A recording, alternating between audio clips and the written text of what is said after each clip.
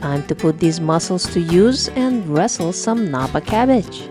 Today we're turning this innocent napa cabbage into crunchy, spicy, pre and probiotic glory. Some call it fermentation. I call it magic. Korean kimchi.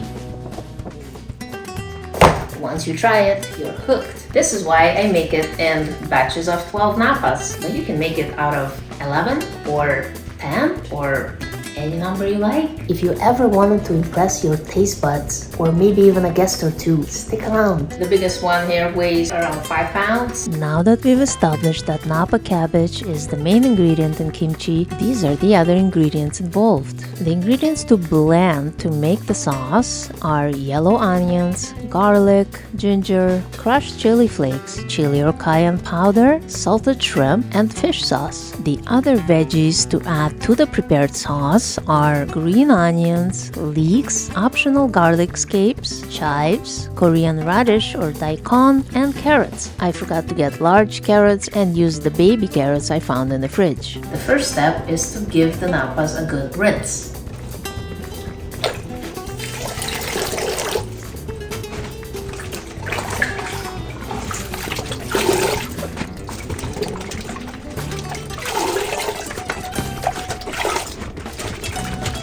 I cut the cabbage into quarters and removed any discolored leaves and parts of the core. Some prefer to brine and ferment it in quarters, but I like the smaller pieces as this eliminates the need to rub salt in between the large leaves for brining.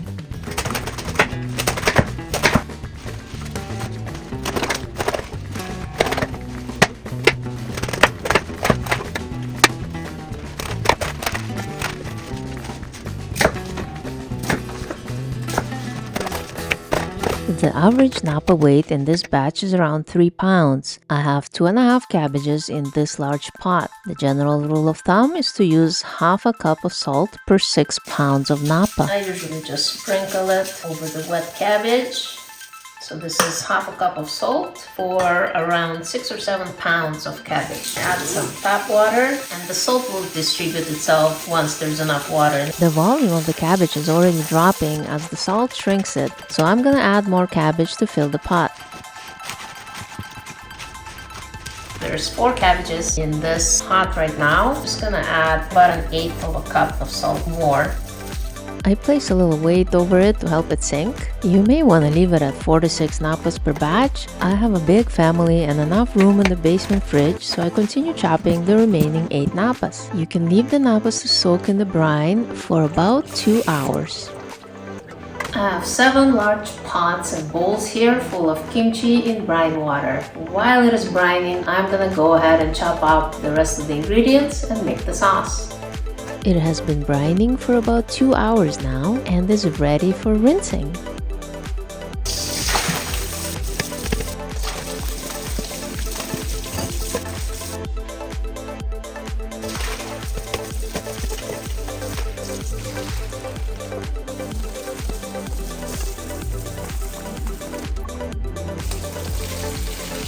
Make sure you rinse the brine water off well.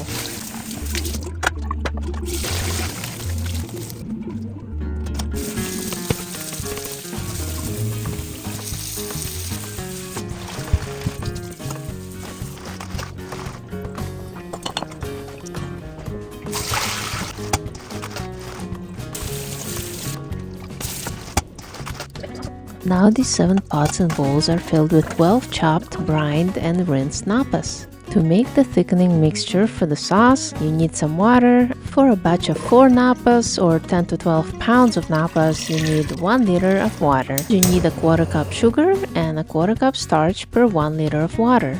It may be easier to incorporate the starch into the water before the sugar is added and the heat gets turned on. I forgot about that, so I'm using a hand blender to make this mixture smooth and free of lumps. Keep mixing the mixture as it boils until it is smooth and thick. Switch the heat off once the mixture is smooth. This mixture will take a while to cool to room temperature, and it is important for it to be at room temperature before adding it to the rest of the sauce. So now is a good time to chop some veggies and make the sauce.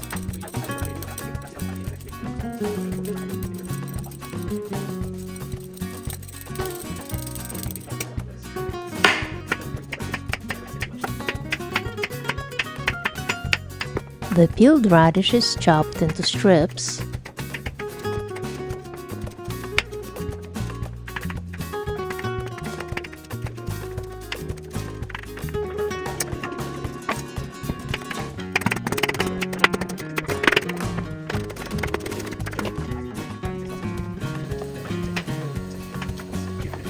I found some giant Chinese green onions, but normally I just use regular smaller ones.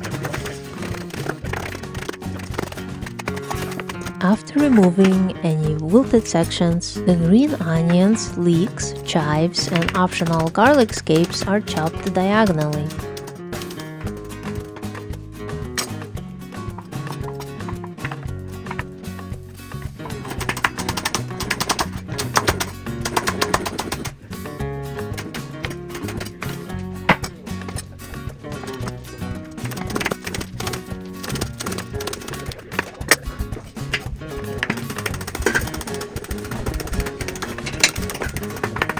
The carrots are chopped into thin strips or smaller pieces than the radish strips.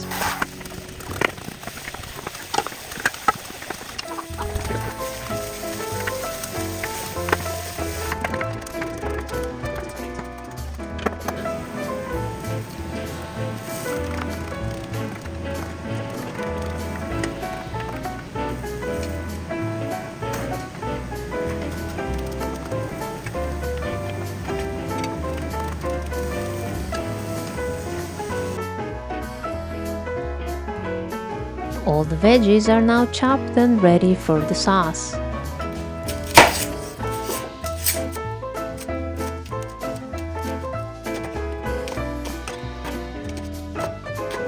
The coarsely chopped onions go into the blender to be part of the sauce.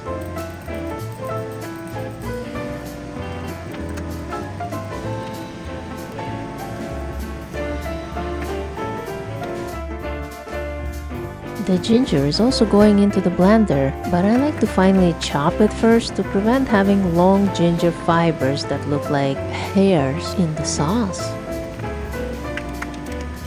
I'm using my stainless steel Vitamix container for blending all the sauce ingredients. This way the garlicky, oniony, and pickled shrimpy smell doesn't get absorbed like it would with plastic containers. So far all I have here is onions and ginger. I'm gonna add some fish sauce. You need 1 cup of fish sauce for a batch of 4 medium napas.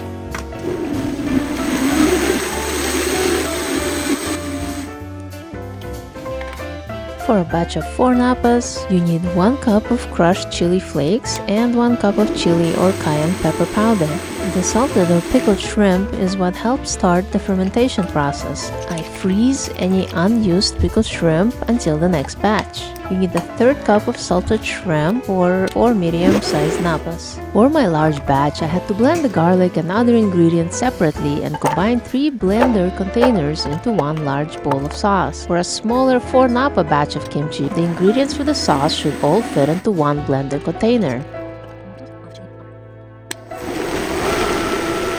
The starch sugar water thickens as it cools. Once the mixture cools to room temperature, it tends to form a film at the surface. I give it 1 last blending before adding it to the rest of the sauce. This is our bowl of blended fish sauce, garlic, onions, ginger, salted shrimp, cayenne, and chili pepper powder, and it's now ready to be mixed with the starchy sugar water, which is now at room temperature. You could mix this by hand or with a hand blender. I blend half of the crushed chili flakes in the blender as part of the sauce, and the other half I like to add to the prepared sauce to give it an extra kick.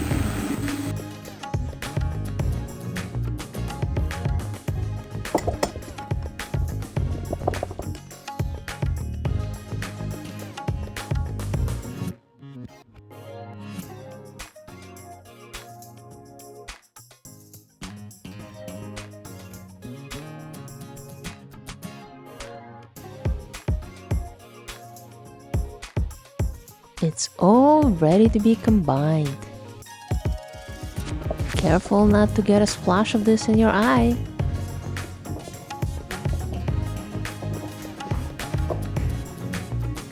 So I'm just mixing a little bit of the other ingredients into each of the bowls.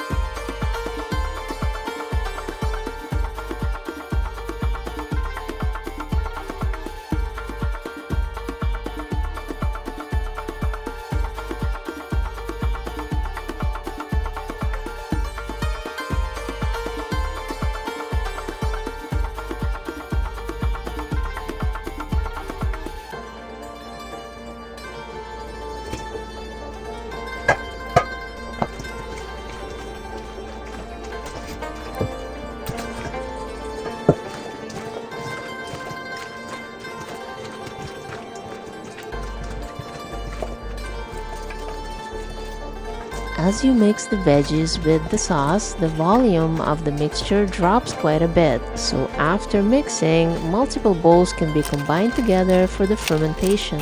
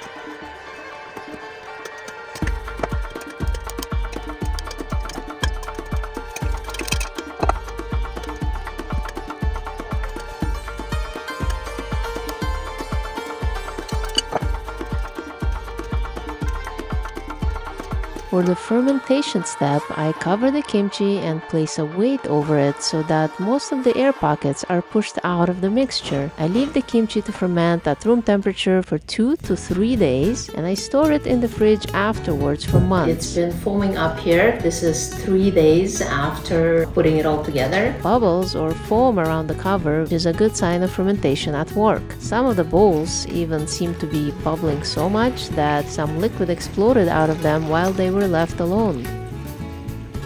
So you can see some bubbles here. So this is what it looks like 3 days after putting it all together and letting it ferment at room temperature. The last step is to put it into jars. So after transferring it into jars, I place the jars in the basement fridge. It stays fresh in there for months.